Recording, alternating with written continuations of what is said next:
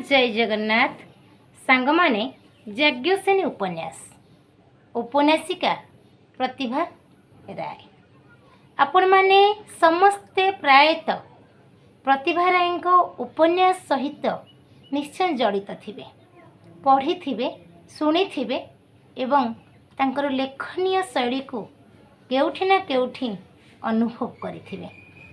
सेपरि यज्ञसेनी तांकर एक बहु चर्चित उपन्यास महाभारतर कथावस्तु को आधार करी लिखिछंती उपन्यासिका यही उपन्यासटी। मु जेतेबेले रेभेन्सा पीजी पढ़ुथिली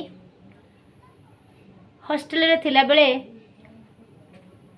प्रायतः संपूर्ण 3 दिन नुहे राति रे प्राय घंटे 2 घंटा लेखा पढ़ी 2-3 घंटा भारी भल लगी 3 दिन भितर सारी देथिले उपन्यासटी सांग ठारू मागिकी आनिकी पढ़ी से दिन किंतु जेहेतु समय अनुसार मोर भी इच्छा है जे मु ए उपन्यासटी किनिबी एवं पढ़ी बहुत दिन है किणिक आनी रखी पढ़ार सुजोग भी आउ मिल ना समय अभाव रोला आज तार आद्यभाष जो रही आपण मानक पाई खूब सुंदर।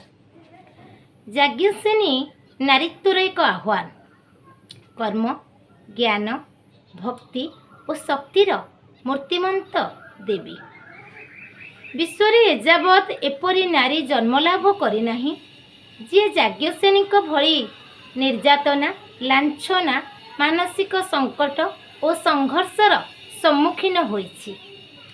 कामांध पुरुष द्वारा सुंदरी नारी जुगे जुगे निर्यातिता एवं अपमानिता होई आसीछि किंतु भातृविवाद और ईर्षा असूयार बशवर्ती होई निज वंशर कुलबद्धु को बहु ज्ञानी गुणी मानी पुरुष मानकर समक्षरे विभसना करिबा एवं समस्ते नीरवरे निर्वसना युवती अंगशोभा दर्शन करिबा पई बसी रहिबा भली कलंकित अध्यायर दृष्टांत विश्वर अलिखित लिखित इतिहास रे नाही। एपरिकी काव्य कविता कहानी बा नाटक रे मध्य कौनसी नारी एपरी निर्यातिता हेबार दृष्टांत नाही। खाली सेतिकी नुहे अज्ञातरे सासुंकर पाटिरू खसी जाइथिबा पदे कथा पाई राजनंदिनी कृष्णा को बाध्य होई पंचपति वरण करने होइछि। पुराण रे एपरि केतेक दृष्टांत थिले मध्य सभ्य मानव समाजर इतिहास रे यह एक चांचल्यकर घटना। निज सतीत्वर पराकाष्ठा जोगु कृष्णांकर नाम प्रात स्मरणीय हेले मध्य पंचपति वरण जोगु कौरव मानक द्वारा एवं कर्णक द्वारा कृष्णा बहु पुरुष भोग्या बारनारी भावरे बारंबार निंदिता होइछंती। तथापि पंच पांडवंकर सुख दुखर चिर सहचरी कृष्णा जीवन रे नाना दुख कषण भोगिथिले मध्य मनबल हराई नाहंती। अवशेष हिमालयर मेरुगिरीर स्वर्णरेणु रे प्रथमे पाद खसाई स्वर्गलाभरु वंचिता होइछंती कृष्णा जहाँकि महाभारतर स्वर्गारोहण पर्व रे रहिछि एवं निसहाय अवस्थारे देहत्याग करिछंती। कृष्णांकर त्याग निष्ठा और चारित्रिक दृढ़ता संपर्क रे आमे केते टिके बा जानु। जैनिका परिचिता भद्र महिलांकर सान भौणी कृष्णा मद्यप दुश्चरित्र स्वामी द्वारा परित्यक्ता होई बापंक घरे रहुथांती। कृष्णा पुनर्बार विवाह करि जिबा उचित बोली समस्ते मत देई सहानुभूति अजाड़ी देइथांती। मात्र आम समाज रे पति परित्यक्ता कृष्णार विवाह एते सहज घटना नथिला। पश्चिम जर्मान रे रहुथिबा तांको भाईंको पाखकु कृष्णा उच्च शिक्षा और मन परिवर्तन करिबा पाई चली जीवार अल्प दिन मध्यरे पश्चिम जर्मान जड़े युवक सह तांकर विवाह होईगला। से वर्तमान गोटे पुत्र और गोटे कन्यार जननी। तांकर वैवाहिक जीवन मधुमय। किंतु आश्चर्यर कथा जो माने दिने कृष्णा को सहानुभूति जनाउथिले, कृष्णा द्वितीय विवाह से माने कृष्णा प्रति घृणाभाव पोषण करी तांको चरित्र संपर्क रे नाना कथा कहबा को आरंभ कले। एपरिकी जने मंतव्य देले, नामटी जेतेबेले कृष्णा से गोटे स्वामी पाखरे संतुष्ट रहंता किपरि। कृष्णा तो पंचवती वरण करी मध्य सेतिकिरे संतुष्ट न रही कर्ण एवं श्रीकृष्ण प्रति अनुरक्ता थिले।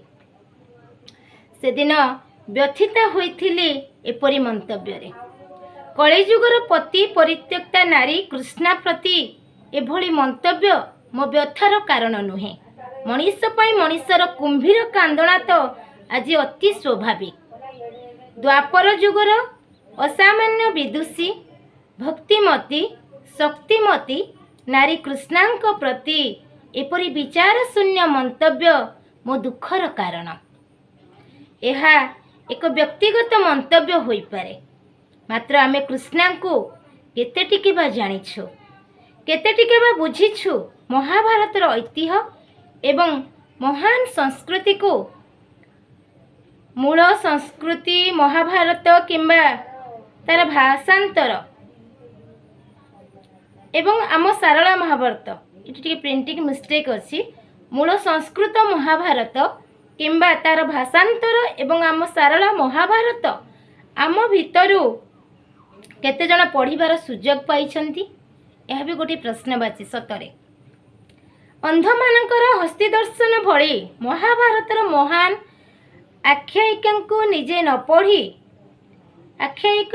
न पढ़ी शुणाशुणी जत्किंचित ज्ञान लाभ करी आमे निजर संकीर्ण दृष्टिकोण विचार करी आपणार संस्कृति को विकृत रूप ही दे चलीछु।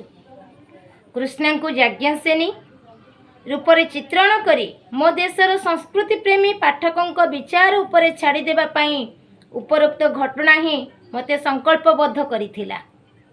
मुख्यतः मु व्यासदेवंक मूल महाभारत को ही आश्रय करिछि। सारला महाभारतर प्रभाव मध्य केतेक स्थले पड़ी थाई पारे। अनेक काल्पनिक घटना एवं काल्पनिक चरित्र मध्य मूल घटना सह संयोग करिछि। उपन्यासर आवश्यकता दृष्टि मूल महाभारतर घटना प्रवाहर क्रम रक्षार सामान्य व्यतिक्रम केतेक स्थले होइछि।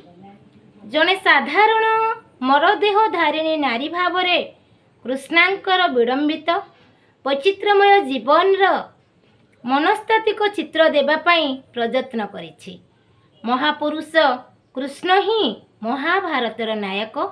कृष्ण एवं कृष्णा नाम दुईटीर आत्मिक संयोग करी मु कृष्ण एवं कृष्णांक भितरे देहातीत प्रेम र संपर्क स्थापन करिछि। कृष्ण एवं द्रौपदींक भितरे सखा सखी संपर्क बहु ग्रंथाकार पूर्वरु मध्य देखाइछंती। तेबे कृष्णांक अलौकिक चरित्र अनुध्यान कले केउ नारी बा केउ जुगरे तांकु प्रेम न करी रही पारिबो। साहित्यिक बंधु श्री सुखदेव साहू एही सुबृहत उपन्यासर प्रकाशन दायित्व अत्यंत आग्रहर सहकारे नेइछंती एवं प्रेस को जीवा पूर्वरु पांडुलिपिर कियंदंश पढ़ी मते उत्साहित अभिनंदन जणाइथिबारु तांको कृतज्ञता न जानी रही पारुनी। एतिकी कामना समर संकित विपन्न विश्वर आत्मारे झंकृत हेउ याज्ञसेनींकर अंतिम प्रार्थनार स्वर ओं शांति ओं शांति ओं शांति। उपन्यासिका प्रतिभा रायंकर ए उक्ति बा कथा थिला जहा मु पढ़ी कि आपण मानकु सुनाइनी। मते बहुत भल लागिथिला, तेणु मु चाहिए आपण मानकु शेयर करिया पे। जदि पारुछंती समस्ते टिके टिके एटाकु पढ़ंतु। नारी जीवनर विभिन्न चित्र को उपन्यासिका खूब सुंदर भाव चित्रण करिसेंती। उपन्यास रे से कृष्णा से द्रौपदी जीवनर विभिन्न कहानी एको प्रकाश करछन्ती आद्या प्रकाशनी आपण माने बालू बजार भी आपको पाई परिबे। मु बालू बजार जाइके आनी खूब भल लगे निश्चय भल लगे आपण मानक गोटे माइल पॉइंट गोटे नारी जीवन माइल पॉइंट कहला को चलो यज्ञसेनी। जय जगन्नाथ।